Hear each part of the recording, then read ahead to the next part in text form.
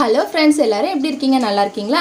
இன்றைக்கி நம்ம ரொம்ப ஈஸியான இட்லி உப்புமா தாங்க செய்ய போகிறோம். வாங்க எப்படி செய்யறதுன்னு வீடியோக்குள்ளே போயிட்டு பார்க்கலாம். இட்லி உப்புமா செய்யறதுக்கு நம்ம இப்போ ஒரு 5 இட்லி எடுத்துருக்கோம். அதில் நம்ம தண்ணியில் இந்த மாதிரி நனைச்சி உளுத்து போட்டுக்கிட்டோன்னா நமக்கு நல்லா சாஃப்டாக இருக்கும்.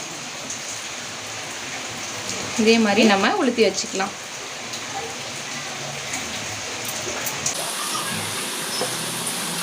இட்லி எல்லாத்தையுமே நம்ம இந்த மாதிரி ஆன் பண்ணி ஒரு வானல் வச்சுக்கலாம். அதில் 2 ஸ்பூன் அளவுக்கு நாங்கள் கடலை எண்ணெய் சேர்த்துருக்கோம்.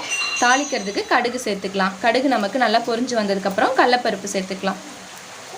கடலைப்பருப்பு 1 ஸ்பூனும் ஜீரகம் ஒரு 1/4 ஸ்பூனும் நம்ம சேர்த்துக்கலாம்.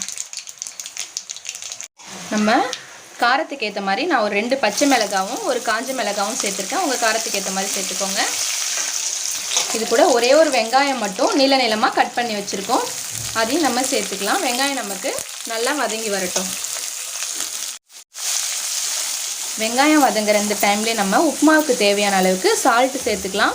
உப்பு சேர்க்கும்போது பார்த்து சேர்த்துக்கோங்க. ஏன்னா நம்ம இட்லி மாவுலேயும் உப்பு ஆல்ரெடி இருக்கும். நம்ம காய்க்கு மட்டும் உப்பு சேர்த்துக்கலாம். இப்போ நமக்கு நல்லா வதங்கிடுச்சு. இதில் கொஞ்சமாக நம்ம பெருங்காயத்தூள் சேர்த்துக்கலாம். கரம் மசாலா 1 ஸ்பூனும் மஞ்சள் தூள் 1/4 ஸ்பூனும் சேர்த்துக்கலாம். இப்போ நம்ம இந்த மசாலாலாம் சேர்த்தோம் இல்லைங்களா? இப்போவே நம்ம கட் பண்ணி வச்சுருக்க பீன்ஸும் கேரட்டும் சேர்த்துக்கலாம். ஒரு கைப்பிடி அளவுக்கு மட்டும் பீன்ஸும் கேரட்டும் கட் பண்ணி வச்சுருக்கோம். இதை சேர்த்து நம்ம நல்லா வதக்கி எடுத்துக்கலாம். நமக்கு பீன்ஸ் கேரட் எல்லாம் நல்லா கலந்து விட்டுட்டு ஒரு பிளேட் போட்டு சிம்மில் வச்சுருங்க. நடுவில் பார்த்து கலந்து விடுங்க. ஒரு 3 நிமிஷத்துலேயே நமக்கு காயெலாம் நல்லா வெந்து வந்துடும். இப்போ நம்ம இது கூட இட்லியை சேர்த்துக்கலாம். உதுத்து வச்சுருக்க இட்லியெல்லாம் சேர்த்து நல்லா கலந்து விட்டுடலாம். ஒரு 2 நிமிஷத்துக்கு நல்லா கலந்து விட்டு நம்ம அடுப்பை ஆஃப் பண்ணிடலாம். நல்லா கலந்ததுக்கப்புறமா இதில் கருவேப்பிலை கொஞ்சமாக சேர்த்துக்கலாம். இப்போ நம்ம அரை எலுமிச்சம்பழத்தை மட்டும் பிழிஞ்சு விட்டுக்கலாம்.